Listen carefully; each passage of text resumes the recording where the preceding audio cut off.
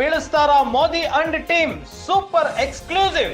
ರಾಜ್ಯ ಕಾಂಗ್ರೆಸ್ ಸರ್ಕಾರ ಬೀಳಿಸಲು ಬಿಜೆಪಿ ತಂತ್ರ ನಡೆಸ್ತಾ ಇದೆಯಾ? ಮೋದಿ ನೇತೃತ್ವದ ಕೇಂದ್ರದಿಂದ ನಡೆದಿದೆಯ ಮಹಾ ಷಡ್ಯಂತ್ರ. ಸಚಿವ ಕೃಷ್ಣ ಬೈರೇಗೌಡ ಗಂಭೀರ ಆರೋಪ ಮಾಡಿದ್ದಾರೆ. ಇಡಿ ಐಟಿಯನ್ನ ಬಳಕೆ ಮಾಡ್ತಿದೆಯಾ ಕೇಂದ್ರ ಸರ್ಕಾರ ಎಂಬ ಪ್ರಶ್ನೆ. ಮಾಜಿ ಮಂತ್ರಿ ನಾಗೇಂದ್ರ ಬಂಧನದ ಹಿಂದಿದೆಯ ತಂತ್ರ.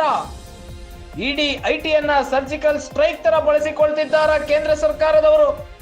ಮೋದಿ ಸರ್ಕಾರದ ವಿರುದ್ಧ ಸಚಿವ ಕೃಷ್ಣ ಬೈರೇಗೌಡ ಗಂಭೀರ ಆರೋಪ ಮಾಡ್ತಾ ಇದ್ದಾರೆ. ಕೇವಲ ರಾಜಿಯಾಗುವವರಿಗೆ ಮಾತ್ರ ಇಡಿ ರಕ್ಷಣೆ ನೀಡುತ್ತಿದೆ, ತನಿಖೆ ಕೇವಲ ನೆಪ ಮಾತ್ರ ಎಂದ ಕೃಷ್ಣ ಬೈರೇಗೌಡ. ವಿಧಾನಸಭೆ ಚುನಾವಣೆಯ ಸೋಲಿನಿಂದ ಬಿಜೆಪಿ ಹತಾಶರಾಗಿದ್ದಾರೆ. ಬಿಜೆಪಿ ನಾಯಕರಿಂದ ರಾಜ್ಯ ಸರ್ಕಾರ ಬೀಳಿಸಲು ಹುನ್ನಾರ ನಡೆದಿದೆ ಎಂದು ಸುದ್ದಿಗೋಷ್ಠಿಯಲ್ಲಿ ಸಚಿವ ಕೃಷ್ಣ ಬೈರೇಗೌಡ ಕೇಂದ್ರ ಸರ್ಕಾರದ ವಿರುದ್ಧ ಗಂಭೀರ ಆರೋಪಗಳನ್ನ ಮಾಡಿದ್ದಾರೆ. ಮೋದಿ ನೇತೃತ್ವದ ಕೇಂದ್ರದಿಂದ ಮಹಾ ಷಡ್ಯಂತ್ರ ನಡೆದಿದೆ. ಇಡಿ ಐಟಿಯನ್ನ ಕೇಂದ್ರ ಸರ್ಕಾರ ದುರುಪಯೋಗ ಪಡಿಸಿಕೊಳ್ತಾ ಇದೆ. ಮಾಜಿ ಮಂತ್ರಿ ನಾಗೇಂದ್ರ ಬಂಧನದ ಹಿಂದಿದೆಯ ತಂತ್ರ ಎಂಬ ಪ್ರಶ್ನೆ ಸಹ ಮೂಡ್ತಾ ಇದೆ. ಇವಾಗ ಇಡಿ ಐಟಿಯನ್ನ ಸರ್ಜಿಕಲ್ ಸ್ಟ್ರೈಕ್ ತರ ಬಳಸಿಕೊಳ್ತಿದ್ದಾರೆ ಕೇಂದ್ರ ಸರ್ಕಾರ. ಮೋದಿ ಸರ್ಕಾರದ ವಿರುದ್ಧ ಸಚಿವ ಕೃಷ್ಣ ಬೈರೇಗೌಡ ಗಂಭೀರವಾದ ಆರೋಪವನ್ನ ಮಾಡಿದ್ದಾರೆ. ಕೇವಲ ಕೇಂದ್ರ ಸರ್ಕಾರದ ಜೊತೆ ರಾಜಿಯಾಗುವವರಿಗೆ ಮಾತ್ರ ಇಡಿ ರಕ್ಷಣೆ ನೀಡುತ್ತಿದೆ ವಿನಃ ಇಡಿ ಐಟಿಯನ್ನ ಬಳಕೆ ಮಾಡ್ತಾ ಇದ್ದಾರೆ ಕೇಂದ್ರದವರು. ಮೋದಿ ಸರ್ಕಾರದ ವಿರುದ್ಧ ಸಚಿವ ಕೃಷ್ಣ ಬೈರೇಗೌಡ ಗಂಭೀರ ಆರೋಪ ಮಾಡ್ತಾ ಇದ್ದಾರೆ. ಸರ್ಕಾರ ವಿರೋಧ ಪಕ್ಷಗಳ ಸರ್ಕಾರಗಳನ್ನ ಬುಡಮೇಲು ಮಾಡಿ ತನ್ನ ಏಕಪಕ್ಷ ಸಾಮ್ರಾಜ್ಯವನ್ನ ದೇಶದಲ್ಲಿ ಕಟ್ತಕ್ಕಂಥ ಪ್ರಯತ್ನ ಮಾಡ್ತಾ ಇರೋದಕ್ಕೆ ಬೇಕಾದಷ್ಟು ಉದಾಹರಣೆಗಳಿದ್ದಾವೆ. ಇದಕ್ಕೆ ಅವರು ಇಡಿ ಐಟಿ CBIಯನ್ನ ಬಳಸಿಕೊಂಡು ವಿರೋಧ ಪಕ್ಷಗಳ ಮೇಲೆ ನೇರ ದಾಳಿಗಳನ್ನು ಅವರು ಮಾಡ್ತಾ ಬಂದಿದ್ದಾರೆ.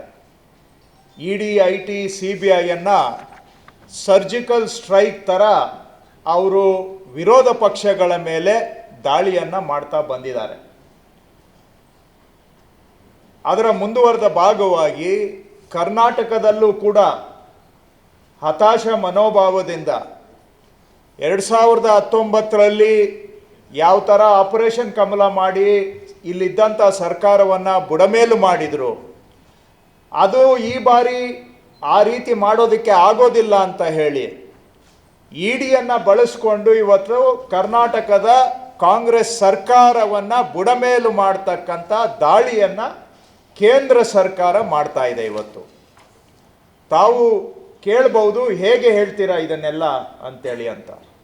ಈಗ ಏನು ಮಹರ್ಷಿ ವಾಲ್ಮೀಕಿ ಅಭಿವೃದ್ಧಿ ನಿಗಮದ ತನಿಖೆ ಇಡಿನವರು ಮಾಡ್ತಾ ಇದ್ದಾರೆ. ನಮಗೆ ಖಚಿತವಾದಂಥ ಮಾಹಿತಿ ಬಂದಿದೆ.